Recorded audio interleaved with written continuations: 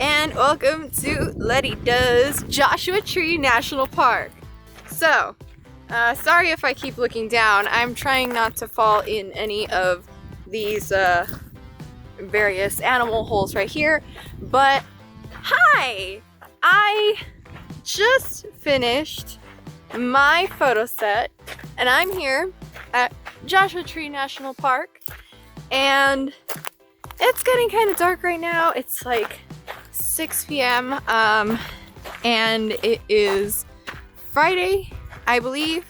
So I came down here to do my photo set, and I'm in my outfit for the photo set. And for those of you that are patrons, you're probably gonna be seeing this photo set already, if not sometime soon. And then for those of you that are not patrons, I'm going to be putting some preview pics up in the corner or something that I'm also going to be using for the Patreon update, so you can look out for that. But anyway, this is where I did my photo set, kinda sorta. I'm walking back to my car right now. I went a little far out past the trail so that I could find some place quiet and alone so that I could actually do my photo set and, you know, not get any more rock climber experiences where, like, I have people whistling at me and I can't see them. So basically I had a hard time doing that because I didn't know that it was spring break, because I don't go to school, so I don't have spring break. But apparently for everyone else that does go to school, it's spring break. So it is incredibly crowded here, more so than I had expected. So the photo set was a bit more difficult to do this time around, having to find a spot where, you know, no one would bother me, but I ended up being able to do it, and I think it came out pretty good. And in the end, you know, no one was able to bother me over here. But anyway, so yeah, I'm going to be showing off a little more of this area. Like, well, probably not the end of today because it's getting so dark, and since it's so busy, all the campgrounds are full, so I have to go find somewhere I'm gonna stay for the night, because I'm gonna be here till tomorrow. You know, probably just gonna end up like sleeping in a Walmart parking lot, climbing it up for this set this time around. But anyway, yeah, so currently on my way to do that, but just some things I'd like to share with you about Joshua Tree, since I'm going to be visiting some of the trails tomorrow, and then hopefully going to the visitor center to check out all the cool stuff they have there. And sorry if this sounds super scripted, but I actually did research for it this time, and I don't want to forget anything. So, did you know the Joshua Tree area had been inhabited for humans for at least 5,000 years? And in 1936, the US government designated Joshua Tree, this area, as Joshua Tree National Monument. And of course, you know, as you can see behind me, wait, nope, not that direction. As you can see behind me, Joshua trees every frickin' where. So the reason that Joshua Tree National Monument became this, protected area was because a local by the name of Minerva Hoyt, who was a desert enthusiast, was really concerned about her worries of farmers who would come in and see the cactus, and she was worried about cactus poachers. Not cactus thieves, cactus poachers for this area. So through her having so much concern for this area, it became a you know, protected area, and the boundaries changed so that it accommodated more land that was cared for by the government. And since then, the park grew a little smaller in some areas to include, you know, mining areas and stuff that they had, or to exclude some mining areas that had been built since then, but it also got bigger towards the east, which now included the Oasis of Mara, which I really hope to visit tomorrow, but actually recently, I think it was like 2 days ago, some dickhead decided that he needed to start a fire there, and I guess it escalated to the point where they had shut it down. It's been 2 days. I don't know if it's still shut down, but I guess I'll find out tomorrow. So I may or may not be able to visit that, which would be incredibly disappointing. Anyway, Joshua Tree changed again when it became a national park under the Desert Protection Bill, which let the National Park Service, better manage the whole deal. So we have a lot more roads and such to access all of said secluded desert areas that I managed to find. So good for that. Photo set for that.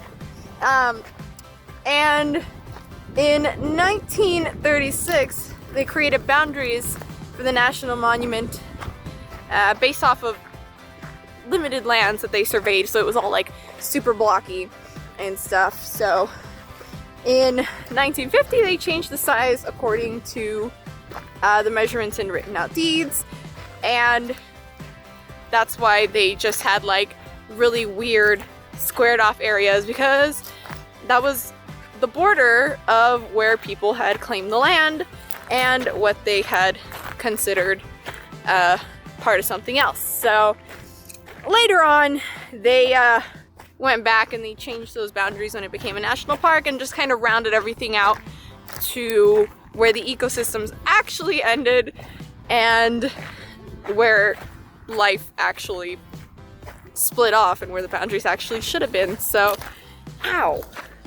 that is currently what we have now. It's kind of been that way since 1994, and as of today, the park is about 792,000 acres, and roughly 75% of that is just total wildlife with no human development whatsoever. So in their website, they will like explain very clearly, like, so much of this park is undeveloped. Do not just wander off thinking that someone will find you. You may die. There are no facilities in a lot of our campgrounds. Be prepared. So that's still the case. Hey, look at this little fucker. I was totally gonna run into it. Let's show it off. Oh, yeah. Good thing I didn't bring Shaggy. And of course, you know, the fact that dogs aren't really allowed on a lot of these trails because scents and stuff because of the wildlife, and they just border everything out, so that wouldn't be a good thing. Alright guys, so just a quick little detour on my way back to my car.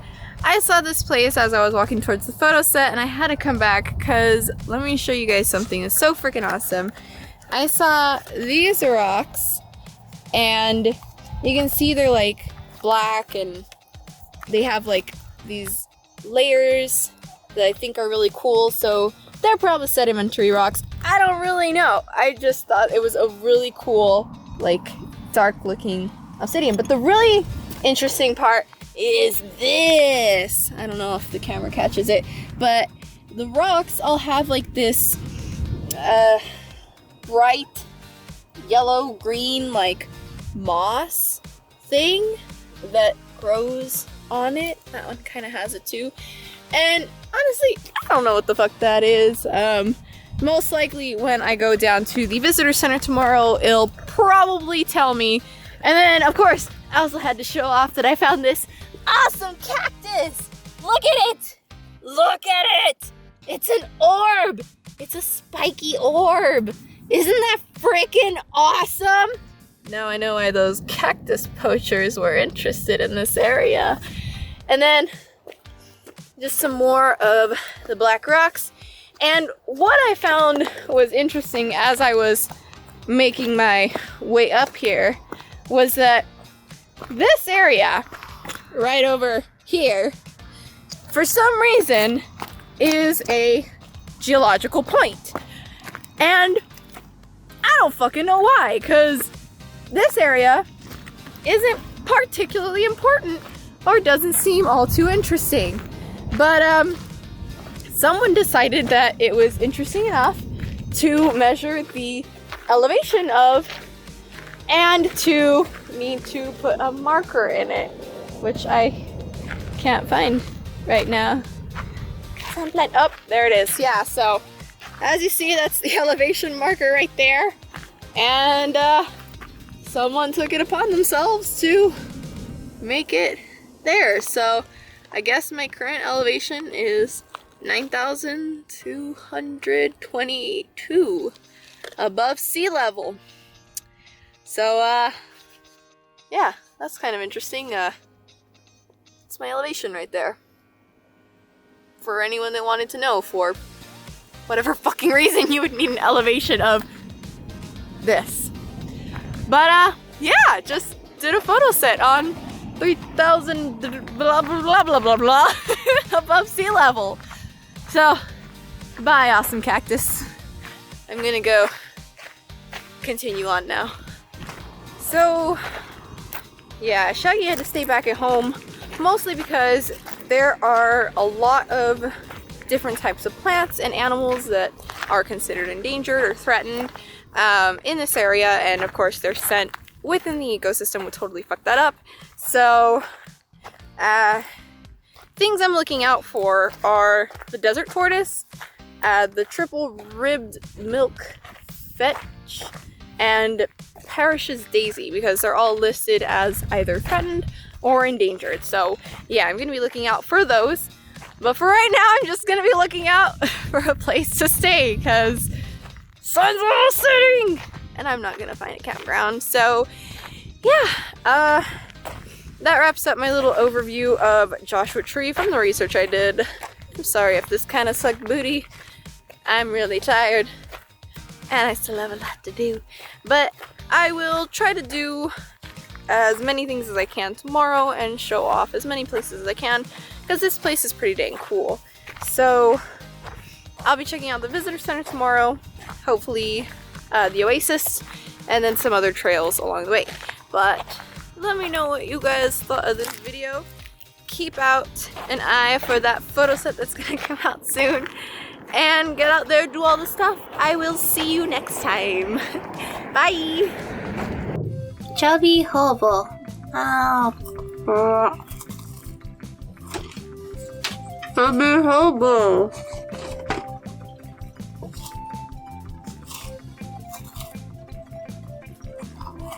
Chubby hobo.